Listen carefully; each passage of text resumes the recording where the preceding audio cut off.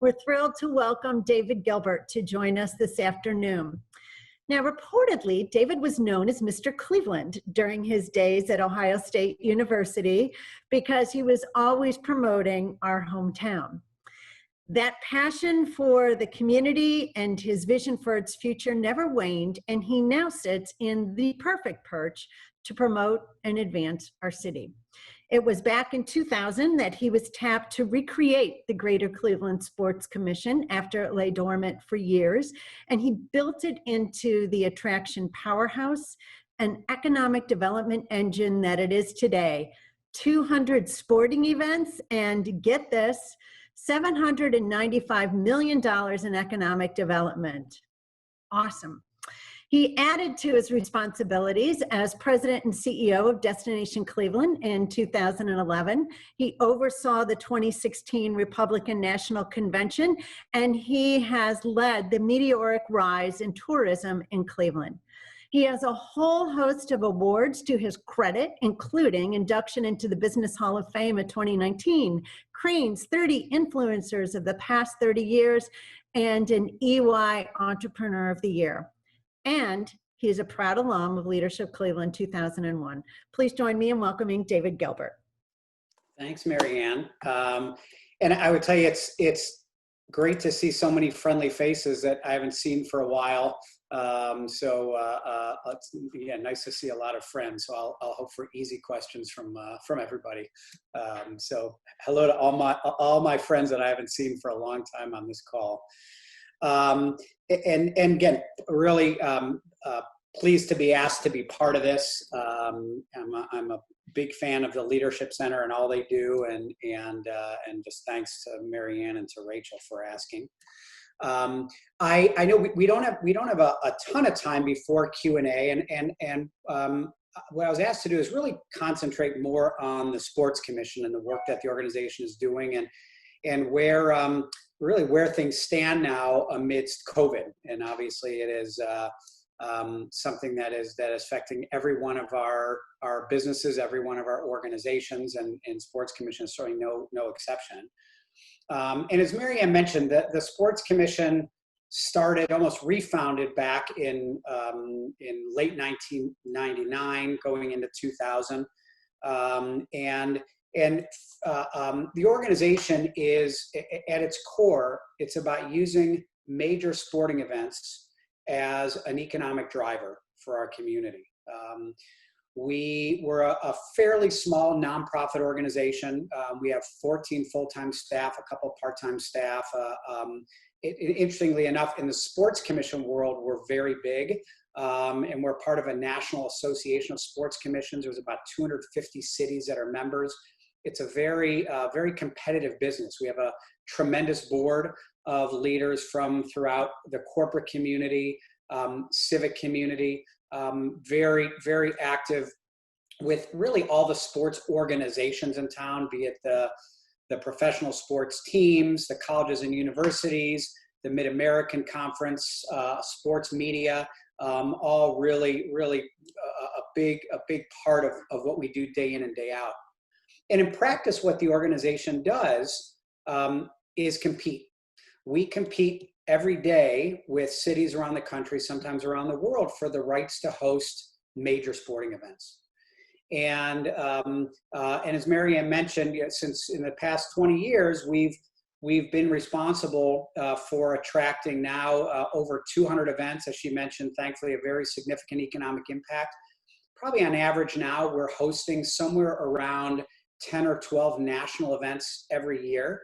In the early years, it was probably 3, 4, 5. And a lot of them are events, there's certainly big ones like, the NFL draft, mostly amateur events, a lot of NCAA championships, NCAA basketball, big events like the gay games, the national senior games. The majority are events you don't read about, the major regional volleyball tournament or the World Yo-Yo Championship or the National Jump Rope Championship. Not all the biggest, sexiest events, but the bottom line is they bring a lot of people to town. They spend a lot of money. And a very significant portion of those have major national media tied to it that certainly advances Cleveland. And the business model is really has been predicated from early on, although it's been much easier now having a big organization. But our goal is to provide more service to those event owners than anyone else in the country. And in part, a great deal of the sell, if you will, when we are out trying to get them to choose Cleveland as opposed to another place, is that we will make their event better than other communities in which they'll host the event. Certainly, Cleveland has to work. They have to like Cleveland. But so much of it comes down to what we are able to put on the table as an organization, as a community, to make these events bigger, make these events better, make these events more successful. And really, in every one of these cases, these events are at the business lifeblood of the organizations who own the events. Whether you're the NCAA or the Amateur Athletic Union or other major events, you take events like a National Senior Games, which had 11,000 athletes from all 50 states and other countries. The Gay Games, major international event. We're the smallest city ever to host it. Those events are the entities that own those, the nonprofits that own those. They own one event, and their entire organization, their entire financial lifeblood is focused on the success of that event. And what we bring to the table is the ability to run and manage all or parts of every one of the events. So every bid that we do, every time we go out and try to convince an organization that they should choose Cleveland, the sell is very much about the business model that we can put together with them and trying to figure out how do they measure success. We talk a lot about internally reading between the lines. You'll get an RFP. Every one of these has some form of RFP. It might be 2 pages long. It might be 50 pages long. And certainly there's a lot that they want to know. Our job is to try and find out what are they looking for that may not be on the page. Certainly those things have to be answered, but where are they looking for success? How do they measure success? And how can we bring that to the table for them and maybe bring them ideas, offerings, services that other people have that they haven't asked for, and maybe they didn't even know that a community could provide. But at the end of the day, our goal is that every event that we host is more successful in Cleveland than anywhere else it's hosted. And we don't always live up to that, but we certainly try. And oftentimes we are told by that event's rights holder that we have done that. And thankfully, over the years, it's a fairly small industry, the major sporting event industry. And over a long period of time, you build tremendous relationships. Cleveland has built a great reputation where oftentimes we are shortlisted immediately for certain events in certain areas. And it is about ongoing relationship building. Another very important thing that we do, and we're very proud of, is we are not a youth sports development organization. It's not what we are about. We are about economic development first and foremost for Cleveland. But we've learned through the years, through a number of events, hosting the Women's Final Four, the International Children's Games, Gay Games, National Senior Games, how to put together sets of programs that engage the community, enhance the community. We focus primarily, not always, but primarily on youth from more underdeveloped neighborhoods and neighborhoods of need. We're very close to the City of Cleveland rec centers and other organizations on programming that makes the events more successful. And what's interesting is where it's turned out is while it's great for the community, it often gives us an edge in securing the event in the first place. When we are hosting an event, good example would be the US Triathlon National Championship. We hosted that event last year and the year before at Edgewater Park. Enormous event, brought about 8,000 each year, 8,000 athletes and their friends and family to Cleveland. Actually, both years closer to 10,000. Huge event. And in our bid, we put together a program of proposing a triathlon training program for inner city youth, where the kids, after 3 months of training with volunteer coaches, got to do a small triathlon on the national championship course, and they were given all their equipment for free. We raised the money for that, and USA Triathlon loved it. They hadn't seen it anywhere else, and to them, it was a reason why they came to Cleveland. And one of the reasons that they are now telling people that Cleveland, we're actually a finalist for a major USA Cycling event. And that is because USA Cycling heard from US Triathlon how wonderful the event was. And that kind of programming was something that we, was a big part of it and very proud of.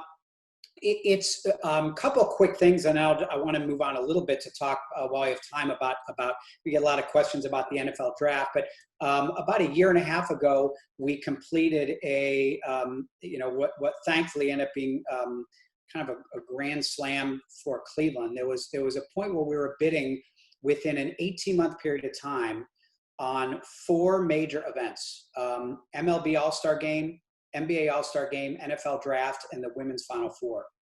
And our hope was to land 1 and ideally 2 of those events. And what we do is we created an overlay we called Velocity, and we had a lot of dollars we had to raise from lots of different sources. But to host those events, which collectively will be about twice the impact of the Republican National Convention, we had to raise from public, private, civic sources about $15 million. And we're about 95% of the way there, thankfully. But we went out and had a lot of people helping and behind us create a whole 5-year set of programs around them. But in the end, our thought, if we got 3 of those 4, it would have been beyond our wildest expectations. And we ended up landing all 4. And we're really in a stretch over about a 5.5-year period of time, that is fairly unprecedented for a community to host that level of event 4 out of 5 years. And we had MLB All-Star Game last year, next year NFL Draft, early 22 NBA All-Star Game, and in 2024, the Women's Final Four, and something we're very proud of. And I will tell you, this year has been a tough one, to say the least. We were hosting on the schedule to host 10 national events. 7, and it will be 8 of those were canceled. 1 right in the middle of it, the NCAA Division II Swimming and Diving Championships. Literally during the event is when Ohio went on lockdown, and all the athletes and their parents had to go home and not finish the event. But thankfully, we by the end of the year, 7 of those 8 events will have been secured for Cleveland for a future year. And to us, it ended up being, about as good a win as we could have had coming out of this. That the events, we had to remind people was, you chose Cleveland for a reason, and you're not hosting your event, and we want your next open year. And a couple of them, we don't have the official word, but we know unofficially we'll have it. And so thankfully, the only one was the Us Cornhole Championship, which was scheduled to take place the week of the shutdown. They weren't happy that state regulations meant they couldn't have it, and they're not coming back to Cleveland, but we'll take 7 out of 8. And then I guess the last thing I'll just talk a little bit about before Q&A is the NFL Draft. It's an event that, for those of you who have watched it, I mean, it's actually a fascinating event. It's been around for over 50 years. Up until 5 years ago, 6 years ago, it was held theater style, TV production only, a crowd at Radio City Music Hall most of the time. And 6 years ago, 5.5 years ago, for a number of reasons, mainly because Radio City wasn't available, they moved the event. And they moved it to Chicago, and the city of Chicago said, we're going to do a little live event on Navy Pier around it. 4 years later, it had built up to, any of you may have seen in Nashville a little over a year and a half ago, an event that over 100,000 people a day, most of those unique visitors, at the draft. And it's an astounding event for something that isn't even a competition. For those of you who watch, the commissioner of football comes up on a huge stage, he gets booed, and then he calls a name, and that person comes out on stage and they hug, and that's it. And you get Nashville estimated over 100,000 out-of-town visitors, and 200,000 total people attended the event. And then you might have seen it. It was held right on Lower Broadway. Imagine it's not quite the analogy, but imagine shutting down Euclid Avenue from East 9th to Public Square and having it be elbow to elbow people partying for, it's a huge national NFL party. And we were fortunate enough to get a huge competition. 21 cities were bidding on 3 years. We were one of the 3 chosen. Last year's draft, as you may know, in Las Vegas was canceled as a live event and was held virtual. Right now, the plan is to host it still as a large live event the last weekend in April. We already know the way it's being planned, it will be socially distanced. It won't be 100,000. It may be 10, 15, 20 in a 15-acre site. It's a very, very large footprint of an event. And nobody knows what the world's going to look like in late April. The NFL, who knows what's going to happen with the college football season with NFL. But we are working with the NFL literally every day on one aspect of the event or another. And while it may not be quite as large of a live event, we are confident right now that it still is going to be, we hope, the big coming out party for Cleveland in 2021. And if that's not meant to happen, hopefully, if it ends up being a much smaller event, if it ends up being a virtual event again, we certainly hope that they will do what other events have done and what they did with Las Vegas and give it to Cleveland for the next open year, which would be probably 2025. But I will tell you, the planning and it's awesome, and it's all free. It was amazing. We've gone the last few years to see it. And it's incredible, the kind of event and the kind of pilgrimage that people make from all over the country. And one of our big sells is we are within an 8-hour drive of 15 NFL markets. And think about, and we are going to do a huge marketing push in Pittsburgh and in Indianapolis and in Baltimore and Cincinnati and all of the NFL markets around us. And it's one of the times that we'll be happy to have a lot of Steelers fans here because, Pittsburgh money is just as green as anywhere else. So anyway, I guess with that, I will stop. I'm sorry, I'm a few minutes over, and I guess turn it over to Rachel to moderate Q&A. Great, David, thank you so much. And just thinking about an event where we can bring people together in large amounts, and at forefront of so much conversation right now around sports is how do you bring people together safely to observe? So can you share some insights as to conversations you might have had of how you might facilitate safe attendance at an event? It's interesting, Rachel. It's a great question and obviously top of mind. We've been part of a number of different task forces at the state level as they've been with our counterparts and other like organizations looking at how this can be done. And I think one of the frustrations is, quite frankly, that every state is looking at it differently. Even every city is looking at it differently. So it does. It can give a competitive advantage or disadvantage. Indianapolis putting out all these videos, they have much looser standards and saying, if somebody doesn't want you, come to us. We're willing to have you. And that may or may not prove to be a smart strategy for them if a lot of people get sick. But at the end of the day, what we have to do is follow the safety rules. And those are, for us, governed first and foremost by the state. We have a great relationship. There's a lot of events we've taken to the state based on different plans. And the state has been, I would say, probably middle of the road. As I would say, there was an announcement that the Browns in their first 2 home games are able to have 6,000 people. I believe there's only 6 NFL teams that are allowing anybody in their stands. So 6,000 doesn't seem like a lot, but it's more than others. But I would tell you there's no magic to it other than trying to work with events rights holders, working with the facilities to try to be as flexible as we can within the confines of the health laws that are currently dictated. And kind of building on the attendance cap. So many of the events that come to town, you mentioned with nonprofit organizations that own them and that these are kind of their lifeline. How does the attendance cap impact their business and actually the businesses of those who support events? Yeah, it's tough. I think like a lot of people, anybody that is tied to the business of live events and really extending to travel and tourism are having an extremely difficult time. And you know, the NCAA just announced a couple days ago they have 650 or so staff. They're doing furloughs of 3 to 8 weeks for every staff. Many of the Olympic national governing bodies, which are the nonprofits that oversee each Olympic sport for the U.S. Olympic Committee, on behalf of the U.S. Olympic Committee, almost all of them have had significant layoffs. And you know, we have a regular weekly chats and I would say therapy sessions with our sports commission counterparts around the country. And you know, most have been severely affected. So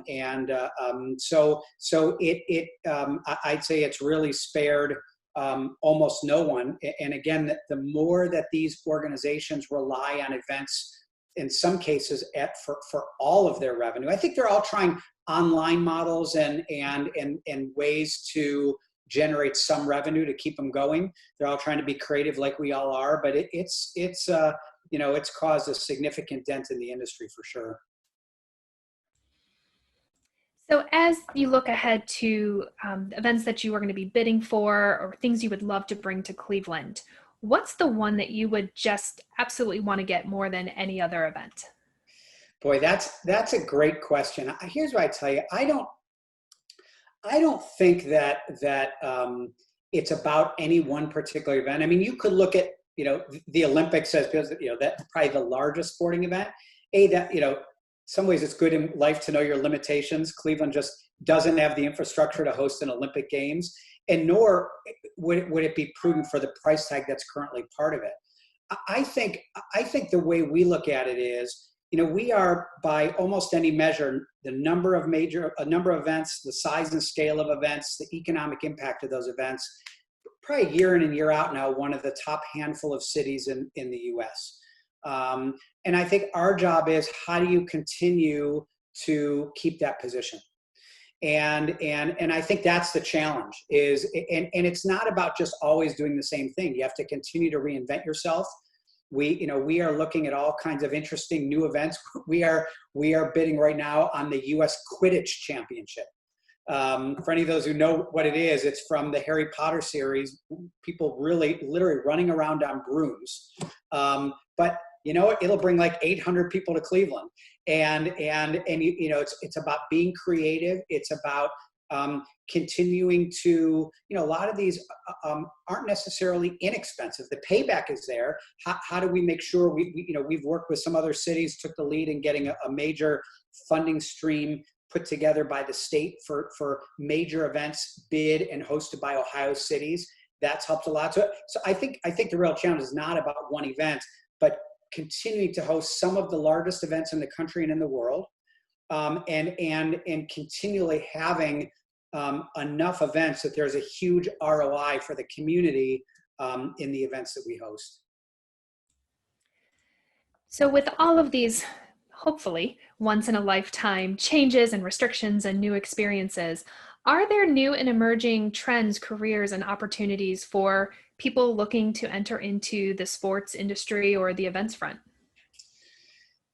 You know, it's, I'd say a little bit of a challenge, if only because over the last 10 years, you have more and more colleges and universities starting sport management programs because it's sort of a sexy sounding major and you can get people to sign up and pay the tuition. There aren't necessarily more jobs. So I don't know. I do think that more and more, and this is a wonderful thing, that the sporting world is really paying much closer attention to the hiring of minorities, particularly in leadership positions and leadership track positions, which is fantastic. At least what I would tell younger people is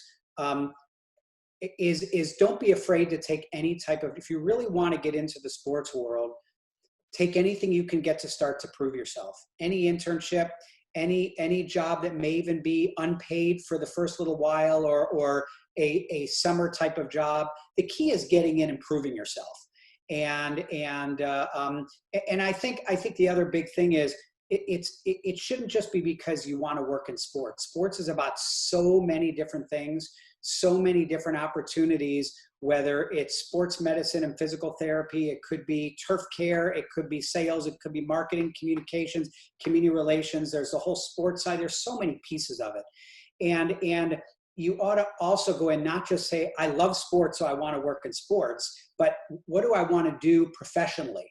And because at the end of the day, sports is also a business. Every bit of it is also a business, any part of it.